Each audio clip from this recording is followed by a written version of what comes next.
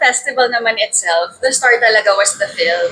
So, yung reviews, kung ano yung reception ng mga nakanood, I think nagdagdag pa nga sila ng screenings for Phantosmia. So, I think it had a really good reception. And alam ko na sabi din nila, Direk Love and Ate Hazel, our producer, na may mga iikutan pa siya na festival at magkakaroon din siya dito sa atin.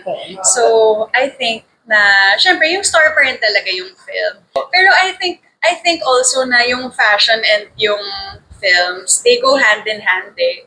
Kasi yung mga iniidolo ko ding artista like Lady Gaga or yung mga ganyan, they always use then the red carpet publicity para to divert the people to check out, ano ba tong pelikula niya? So I think any way to draw attention to the film or kung ano mang ipopromote mo, gagawin mo. And I hope na nakatulong din yung mga sinuot ko para ma-curious yung mga tao na ano bang ginagawa ni Janine doon, bakit siya nandun, ano bang pelikula niya doon. So I hope nagka-ganon siyang effect.